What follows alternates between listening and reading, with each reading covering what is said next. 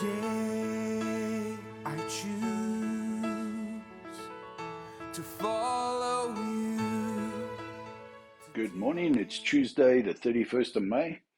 And thank you for joining me this morning. If you have your Bible, turn to James chapter 2. We're going to read verse 15. Jacobus, hoofstuk 2. Ons gaan vers 15 lees. En ek vertrou jy het 'n lekker koppie koffie daar by jou om die dag mee te begin.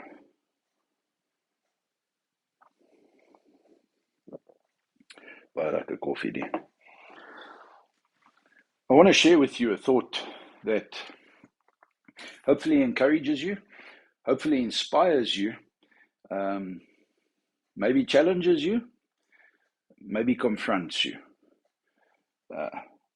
James 2 verse 15, the whole context is faith and works. And James is talking about, you show me your faith, I'll show you my faith by my works. But listen to verse 15, it kind of pulls the argument out. If a brother or sister is without clothing and in need of daily food, verse 16 says, and one of you says to him, go in peace, be warmed and be filled, and yet you do not give them what is necessary for their body, what use is that? And I want to pull into that a little bit, lean into that a little bit, and say, we will always have the poor with us. The Bible tells us that the Lord puts the poor in the world to test our heart's generosity. We will always have those who are in need, and you may look at yourself and say, yes, but I'm also needy. Well, I want to challenge you this morning and say there's people that are needier than you. There's always someone whose story, whose life is worse off than yours. And you may always be looking up and saying, oh, I wish I could have, I wish I could be, I wish I had, I don't have, I don't, will I ever get? And you can bemoan your lot by looking up the whole time. But can I challenge you this morning to find God's purpose and place for you? Because he places his Christians in every strata, in every level of economic existence. And there's always someone below you that you can reach out to and help. And then I want to get even more personal, and I want to say, the church, the witness of Jesus Christ, is losing its edge and its power because we're living a dry, selfish faith. Our faith is what we can get from God, what we can get from what we expect from church. We go to church to be entertained. We go to church to be spoken to, ministered to. We go to church to have a dynamic preacher encourage us, enthuse us, lift us up with a positive, good message. We want the praise and worship to be in our taste and what we like, and just, not too repetitive or not too boring and dull. We want the atmosphere and the seating and the climate and the everything to be just, comfortable and nice and professional, and we don't want to be embarrassed by anything.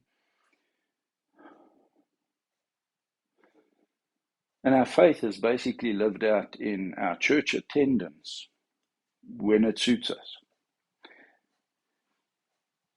James writes here, and remember, he's the brother of Jesus. So he grew up with Jesus as a brother, playing and doing. And then Jesus goes on this itinerant preaching tour for 3 years, and he does these most amazing and incredible things. And the impression that James, the brother of Jesus, is left with is, this brother of mine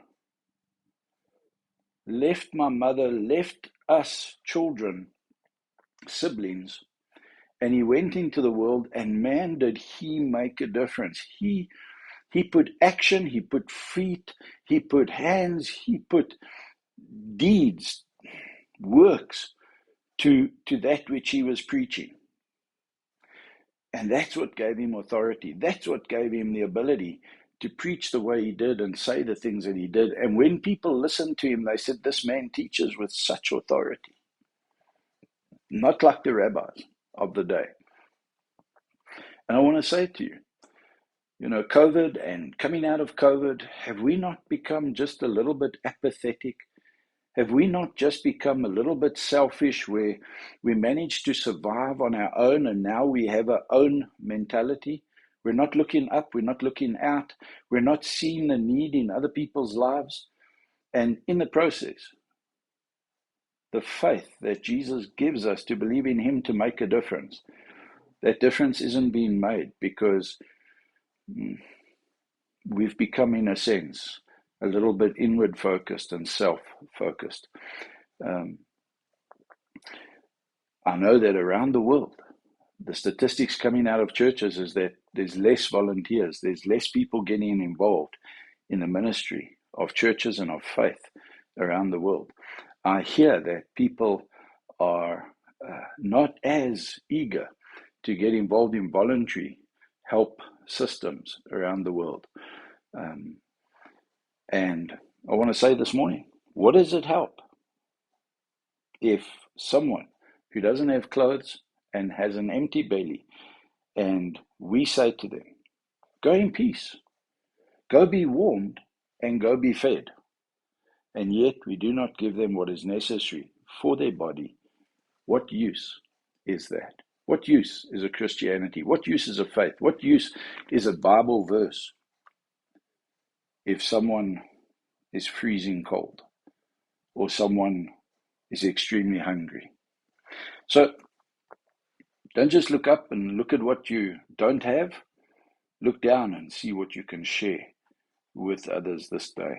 And it means getting involved. It doesn't mean just praying. I say just praying. Praying is absolutely essential. It's not just praying. It's rolling up your sleeves and getting a little bit dirty in the lives of other people. Being available, being willing to listen, to come alongside, to be of practical assistance, and obviously with the love of Jesus in your heart and the faith that God will enable you to buy any field and to do what needs to be done in order to make the difference. Think about it. Come and have a cup of coffee with me. Come and talk to me. Come and push back. Come and say, Sean, it's easy for you to sit in your pastor's office and preach to us. Come and get into the real world. Come pull me into your real world. And let's see what faith in action looks like. Have a wonderful, wonderful Tuesday. May the Lord bless you.